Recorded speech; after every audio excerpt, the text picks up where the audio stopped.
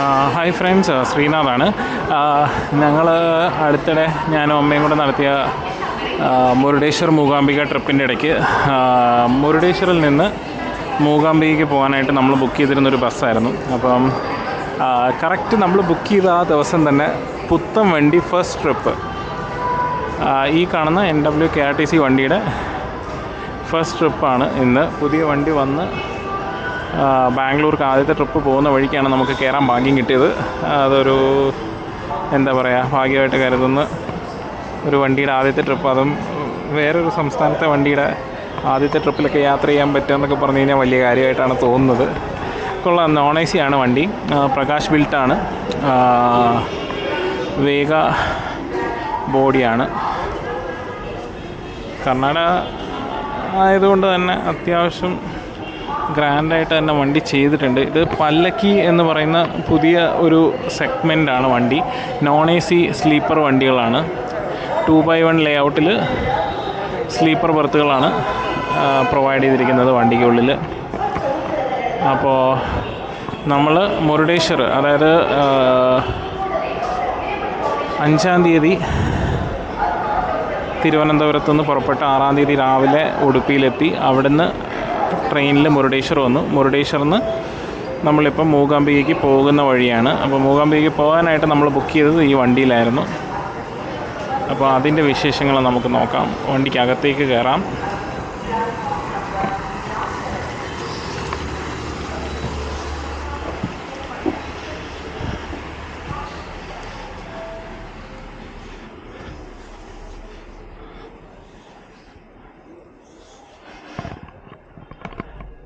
Normal Prakash built വണ്ടികളിൽ കാണുന്നത് പോലെ തന്നെ 2x1 ബർത്ത്,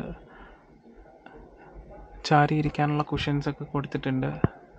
ചാർജിങ് പോയിൻറ്റ്സ് കൊടുത്തിട്ടുണ്ട്. USB ചാർജറുണ്ട്, ലൈറ്റ്സ് ഉണ്ട്. ഇവിടെയായിട്ട് നമുക്ക് ലഗേജ് ട്രേ പ്രൊവൈഡ് ചെയ്തിട്ടുണ്ട്. ബോട്ടിൽ ഹോൾഡേഴ്സ് ഉണ്ട്. ലഗേജ് ട്രേയുടെ ഉള്ളിലാണ് ബോട്ടിൽ ഹോൾഡർ വരുന്നത്. അതൊരു ബുദ്ധിമുട്ടായിട്ട് തോന്നി. കാരണം എൻ്റെ ഒരു ബാഗ് വെക്കാനും പറ്റത്തില്ല, ബാഗ് വെച്ച് കഴിഞ്ഞ് കഴിഞ്ഞാൽ ബോട്ടിലും ഇരിക്കത്തില്ല. ആ ഒരവസ്ഥയാണ്. ബോട്ടിൽ ഹോൾഡറിനും ഈ പറയുന്ന ലഗേജ് ട്രേക്കും കുറച്ചും കൂടെ വീതിയാകാം എന്ന് തോന്നുന്നു. ബാക്കി എല്ലാം ഏകദേശം ഒരുപോലെ തന്നെ. ഈ സൈഡിൽ മൊബൈൽ ഹോൾഡർ ഉണ്ട്. മൊബൈൽ ഹോൾഡർ ഇവിടെ സൈഡിൽ പാത്ത് വെച്ചിട്ടുണ്ട്.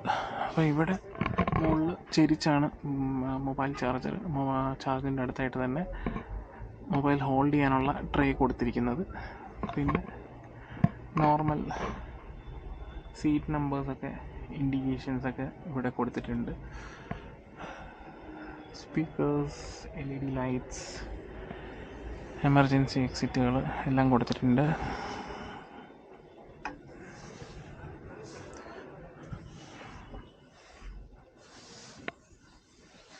ലാസ്റ്റ് റോ ബർത്തുകൾ മാത്രം തിരിഞ്ഞിട്ടാണ്, ബാക്കിയെല്ലാം ഫ്രണ്ടിലേക്ക് ഫേസ് ചെയ്യുന്നതും ലാസ്റ്റ് റോ സീറ്റ്സ് മാത്രം ബാക്കിലേക്കാണ് ഫേസ് ചെയ്യുന്നത്.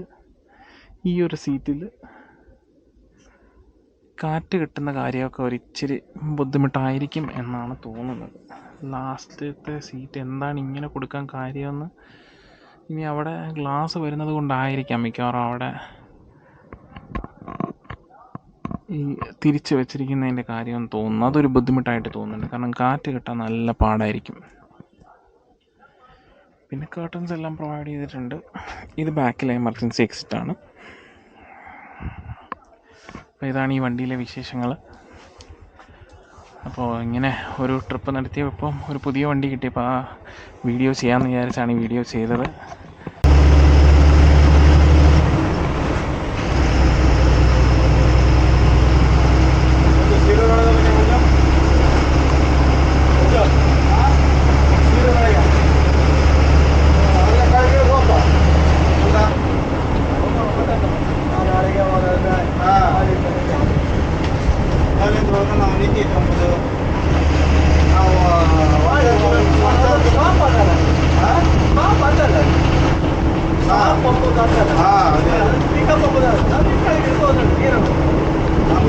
ಇದು ಮಾಡ್ಕೊಂಬಿಟ್ಟಿಲ್ಲ, ಆವಾಗ ನಾವು ತಿರುಗಿ ಮಾತಾಡೋದು ರೈಟ್ ಸರ್.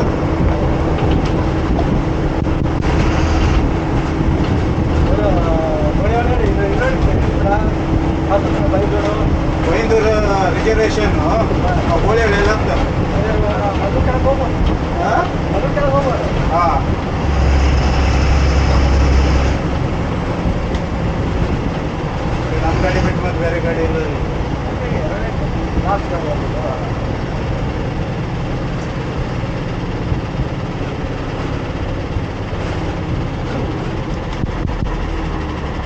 ಎಲ್ಲ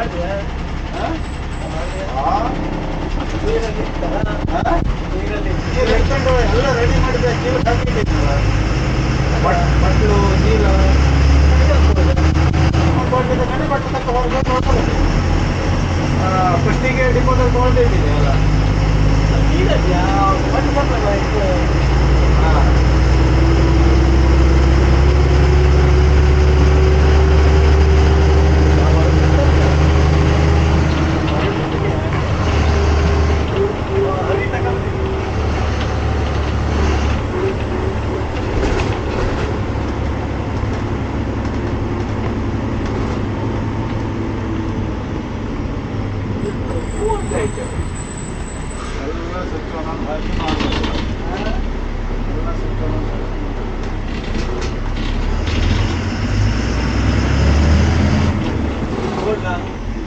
ಹಾಂ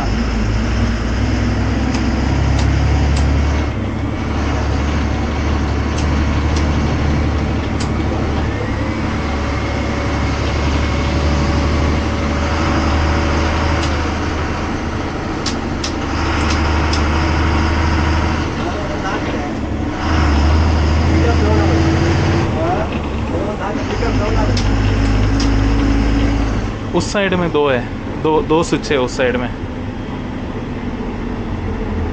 नीचे वाला नहीं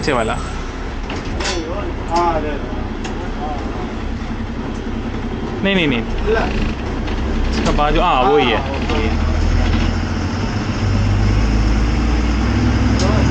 हाँ न्यू स्विच न्यू सिस्टम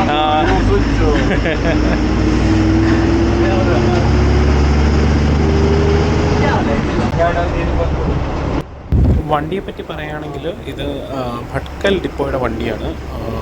മുരുടേശ്വറിൽ നിന്ന് ഭട്കൽ, ബൈൻഡൂർ, മൂകാംബിക, ഷിമോഗ വഴി ബാംഗ്ലൂരിലേക്ക് സർവീസ് നടത്തുന്ന ഡെയിലി സർവീസ് നടത്തുന്ന ഒരു വണ്ടിയാണ്. ഭട്കൽ ഡിപ്പോ ആണ് ഓപ്പറേറ്റ് ചെയ്യുന്നത്. അപ്പം വൈകുന്നേരം 7:15 ഇത് മുരുടേശ്വറിൽ നിന്ന് തുടങ്ങുന്നത്. അപ്പോൾ ഒരു 7 മണിയൊക്കെ ആകുമ്പോഴത്തേക്ക് ഇത് ഭട്കലിൽ നിന്ന് എടുത്ത് നേരെ മുരുടേശ്വർ, അതായത് 7 മണിയാകുമ്പോഴത്തേക്കും വണ്ടി മുരുടേശ്വർ സ്റ്റാൻഡിലെത്തും. അപ്പോൾ അതിന് കുറച്ച് നേരം മുന്നേ ഭട്കലിൽ നിന്ന് സ്റ്റാർട്ട് ചെയ്യും. രാവിലെ അതേപോലെ തന്നെ മുരുടേശ്വർ കൊണ്ടുവന്ന് ആളെ ഇറക്കിയിട്ട് തിരിച്ച് ഡിപ്പോയിലേക്ക് തിരിച്ചു പോകും. അപ്പോൾ ഭട്കൽ സ്റ്റാൻഡിൽ ഈ വണ്ടി കുറച്ച് നേരം നിർത്തിയിട്ടു, ഏകദേശം ഒരു 20 മിനിറ്റോളം നിർത്തിയിട്ടു. അത്യാവശ്യം നമ്മൾ മലയാളികൾക്ക് ഒരുപാട് ഗുണമുള്ളൊരു വണ്ടിയാണ്. കാരണം ഈ വണ്ടി എന്ന് പറയുന്നത് എൻ്റെ ഒരു പ്ലാൻ പ്രകാരം ഞാൻ വന്ന റൂട്ടിൽ ഉടുപ്പി, അത് കഴിഞ്ഞിട്ട് മുരുടേശ്വറിൽ നിന്ന് എനിക്ക് നേരിട്ട് മൂകാംബിക പോകാനായിട്ട് ഇത് വളരെയധികം ഹെൽപ്പ് ചെയ്തൊരു വണ്ടിയാണ്.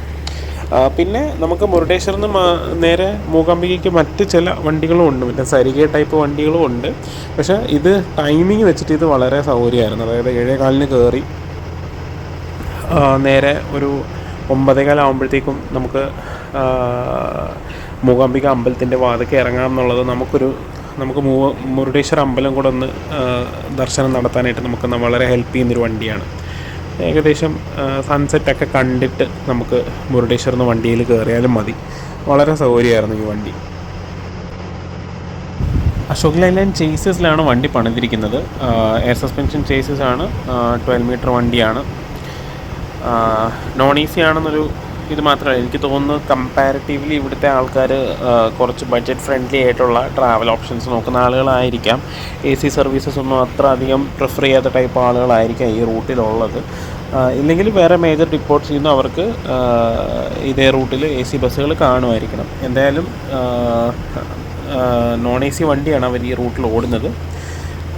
പക്ഷേ നമുക്ക് ഇപ്പോൾ എന്നെ സംബന്ധിച്ചിടത്തോളം നമുക്ക് വളരെയധികം കൺവീനിയൻ്റ് ആയിട്ടുള്ള ടൈമിങ്ങിലുള്ളൊരു വണ്ടിയായിരുന്നു. നമുക്ക് ഓൺലൈൻ റിസർവേഷൻ അവൈലബിൾ ആണ്. അവരുടെ വെബ്സൈറ്റിൽ നമുക്ക് കയറിയിട്ട് നമുക്ക് പ്രയറായിട്ട് ടിക്കറ്റ്സ് ബുക്ക് ചെയ്തിടാം. സോ നമുക്ക് ഇൻ കേസ് വണ്ടി ഫുൾ ആണെങ്കിൽ പോലും നമുക്ക് യാത്ര ചെയ്യാൻ പറ്റും നമ്മൾ നേരത്തെ ബുക്ക് ചെയ്ത് വെച്ചിരുന്നാൽ.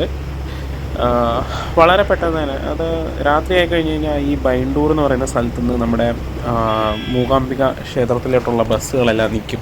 അതായത് ലാസ്റ്റ് ബസ് ബൈണ്ടൂരിൽ നിന്ന് 6:45 പുറപ്പെടും. അത് കഴിഞ്ഞാൽ പിന്നെ അടുത്ത ദിവസം രാവിലെ 6 മണിക്കേ ബസ്സുള്ളൂ. അത്രയും നേരം പിന്നെ നമുക്ക് ഈ പറയുന്ന റെയിൽവേ സ്റ്റേഷനിൽ നിന്നുള്ള ഷെയർ ടാക്സികൾ ഇല്ലെങ്കിൽ ഓട്ടോകൾ, ഈ വണ്ടികൾ മാത്രമേ ഉള്ളൂ. അല്ലാതെ ഉള്ളത് ഇതുപോലെ പാസ് ചെയ്ത് പോകുന്ന വണ്ടികളാണ്. അപ്പം ഈ വണ്ടി മുരുടേശ്വരിൽ നിന്ന് തുടങ്ങുന്നത് കൊണ്ട് തന്നെ നമുക്കിതിൽ കയറി നേരെ നമുക്ക് മുരുടേശ്വർ ദർശനം കഴിഞ്ഞിട്ട് നമുക്ക് നേരെ മൂകാംബികയിൽ പോയി സ്റ്റേ ചെയ്യാം. അന്ന് രാത്രിയിൽ അമ്പലത്തിൽ ദർശനം നടക്കത്തില്ലെന്നേ ഉള്ളൂ. പക്ഷേ എന്നാലും നമുക്ക് അവിടെ മൂകാംബികയിൽ എത്തിപ്പറ്റാൻ പറ്റും. നമ്മൾ മുരുടേശ്വർ ഒന്നും സ്റ്റേ ഉദ്ദേശിക്കുന്നില്ല എന്നുണ്ടെങ്കിൽ നമുക്ക് നേരെ പോയി മൂകാംബികയിൽ നമ്മൾ താമസിക്കാൻ ഉദ്ദേശിക്കുന്ന ഹോട്ടലിൻ്റെ അടുത്ത് തന്നെ നമുക്ക് ഇറങ്ങാനും പറ്റും. ഞങ്ങൾ അമ്പലത്തിനടുത്തുള്ള ഒരു ഹോട്ടലിലായിരുന്നു സ്റ്റേ നോക്കിയത്. അതുകൊണ്ട് നമ്മൾ അവിടെയാണ് ഇറങ്ങിയത്.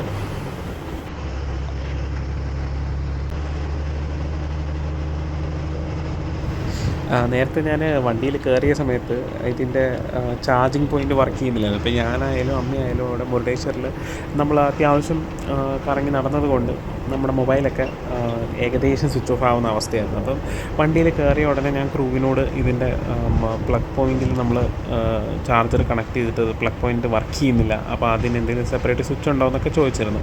അപ്പോൾ കയറിയ സമയത്ത് അവർ പറഞ്ഞത് പുത്തൻ വണ്ടിയാണ്, അവർക്കും സ്വിച്ചസ് ഒന്നും വലിയ പരിചയമായിട്ടില്ല. അവർ ഒന്നെങ്കിൽ അവർ കണ്ടുപിടിച്ച് തരാം, ഇല്ലെങ്കിൽ ഭട്കൽ കുറച്ച് സമയത്തിനുള്ളിൽ ഭട്കൽ ഡിപ്പോയിലെത്തും. ആ ഡിപ്പോയിൽ കിടക്കുന്ന ടൈമിൽ അവർ ചോദിച്ചിട്ട് പറഞ്ഞു തരാമെന്ന് പറഞ്ഞ് സോൾവ് ചെയ്ത് തരാമെന്ന് പറഞ്ഞത്. ആ പറഞ്ഞതുപോലെ തന്നെ അവർ ഡിപ്പോയിൽ ഇറങ്ങി ഇത് അറിയാവുന്ന ആളിനോട് ചെന്ന് ചോദിച്ചു. കാരണം പുതിയ വണ്ടിയാണ്, ഫസ്റ്റ് ട്രിപ്പാണ്, അവർക്കും ഈ സ്വിച്ചസ് എല്ലാം പരിചയമാവുന്നേ ഉള്ളൂ. നേരത്തെ നിങ്ങൾ വീഡിയോയിൽ കണ്ടതുപോലെ തന്നെ അവർ ഓരോ സ്വിച്ചസ് ആയിട്ട് ഇട്ടിട്ട് നോക്കുമായിരുന്നു. ബോർഡ് ലൈറ്റ് ഇടാൻ വേണ്ടിയിട്ടാണ് അവർ ട്രൈ ചെയ്തുകൊണ്ടിരുന്നത്. അവസാനം 2 സ്വിച്ച് ഞാൻ ആ സൈഡിൽ കണ്ടത് ഞാൻ പറഞ്ഞു കൊടുത്തപ്പോൾ ആ സ്വിച്ച് ഇട്ടപ്പോഴാണ് അവർക്ക് ലൈറ്റ്സിൻ്റെ സ്വിച്ച് കിട്ടിയത്. അപ്പം പുതിയ വണ്ടിയായിരുന്നു. പക്ഷേ ക്രൂ എന്ന് പറഞ്ഞു കഴിഞ്ഞാൽ പക്ക എന്താ പറയുക, നല്ല സപ്പോർട്ടീവായിരുന്നു. ഞാൻ കേരളത്തിൽ നിന്നാണ് ഇങ്ങനെ വീഡിയോസൊക്കെ ചെയ്യുന്നതാണെന്നൊക്കെ പറഞ്ഞപ്പോൾ ധൈര്യമായിട്ട് നിങ്ങൾ വീഡിയോ എടുത്തോ, ഒരു കുഴപ്പമില്ല, മുന്നിൽ വന്നിരുന്നു. ആ കണ്ടക്ടർ ഇരുന്ന സീറ്റിൽ നിന്ന് എനിക്ക് മാറി തന്ന് ഇവിടെ ഇരുന്ന് വീഡിയോ എടുത്തോളാൻ പറഞ്ഞു. ജസ്റ്റ് സ്റ്റോപ്പ് എത്തുമ്പോഴത്തേക്ക് പുള്ളി വരും, ഞാൻ എണീറ്റ് പുറകോട്ട് മാറിക്കൊടുക്കും. നല്ല സപ്പോർട്ടിങ് ക്രൂ ആയിരുന്നു. എന്താ പറയുക, ആളെടുക്കാനും ആളെ വിളിക്കാനും എല്ലാത്തിനും അവർ നല്ല എൻഗേജ്ഡ് ആയിട്ട് ഇരിക്കണ ക്രൂ ആയിരുന്നു. മൊത്തത്തിൽ നല്ലൊരു എക്സ്പീരിയൻസ് ആയിരുന്നു.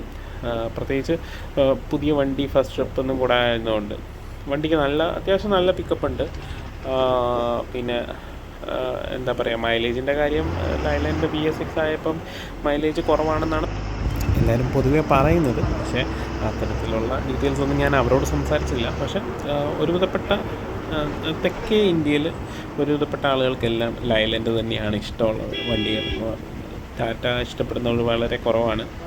ഇപ്പോൾ പിന്നെ ഞാനിവിടെ പ്രൈവറ്റ് കുറച്ച് വണ്ടികളിലും യാത്ര ചെയ്തിരുന്നു. അപ്പോൾ അവർക്കാണെങ്കിൽ പോലും ലൈലൻഡാണ് എല്ലാവർക്കും ഇഷ്ടം. പക്ഷേ ഈ ആളുകൾ ഈ ഓഫറൊക്കെ നോക്കി, ഏഷ്യറൊക്കെ ഭയങ്കര ഓഫർ കൊടുക്കുന്നുണ്ടെന്നാണ് ഈ ഡ്രൈവർമാർ തന്നെ പറയുന്നത്. അതായത് അവരുടെ മുതലാളിമാർ ലാഭം നോക്കുന്നതാണ്. അപ്പം അത് ഏഷ്യറൊക്കെ ഒരുപാട് കച്ചവടം നടക്കുന്നുണ്ട്.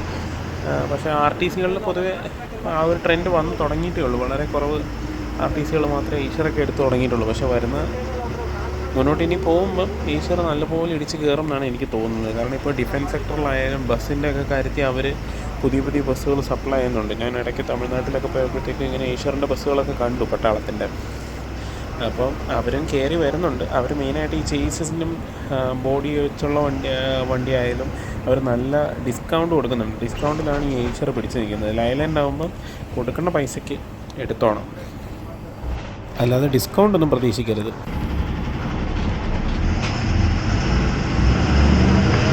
നമ്മുടെ സീറ്റ് നമ്പേഴ്സിനൊക്കെ ലൈറ്റൊക്കെ ഉണ്ട്. അപ്പോൾ അവർ കുറച്ച് മുന്നെയാണ് അതിൻ്റെ സ്വിച്ചൊക്കെ കണ്ടുപിടിച്ചത്. പുതിയ വണ്ടി ഫസ്റ്റ് ദിവസം ആയതുകൊണ്ട് അവർക്ക് സ്വിച്ചൊന്നും പരിചയമായിട്ടില്ല. അവർ തമ്മിൽ പറയുന്നുണ്ടായിരുന്നു, നാളെ ബാംഗ്ലൂർ ചെന്ന് ഏതൊക്കെ സ്വിച്ച് ഏതൊക്കെ സംഭവമാണെന്ന് നാളെ പഠിക്കണമെന്ന് അവരിരുന്ന് പറയുന്നത് കേട്ടു. പുതിയ വണ്ടിയാണല്ലോ, അപ്പോൾ പിന്നെ എല്ലാം ഒന്നേന്ന് പഠിച്ച് വരണമല്ലോ. അപ്പോൾ ഈ സീറ്റ് നമ്പേഴ്സിന് ലൈറ്റൊക്കെ ഉണ്ട്, നല്ല പ്രകാശമുണ്ട്.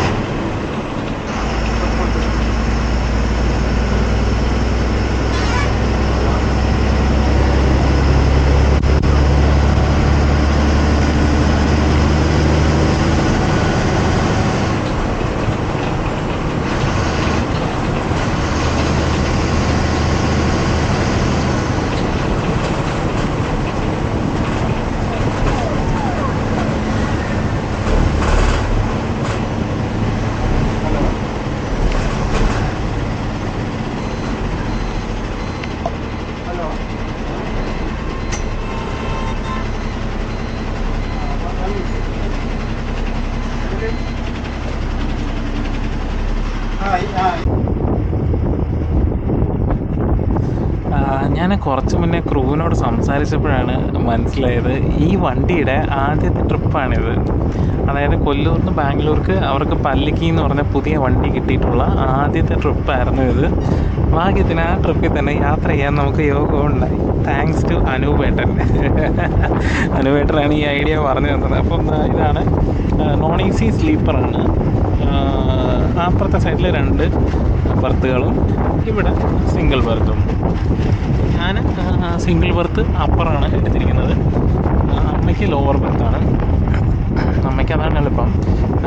പിന്നെ നിലവിൽ വണ്ടിയിൽ 4 പേരേ ഉള്ളൂ ആകെ. ഞാൻ, അമ്മ, പിന്നെ വേറെ 2 പാസഞ്ചേഴ്സ്, പിന്നെ 2 ക്രൂ, മൊത്തം 6 പേരുണ്ട്. പോകുന്ന വഴിക്ക് വണ്ടിയിൽ ആളുകൾ കയറുമെന്ന് വിചാരിക്കുന്നു.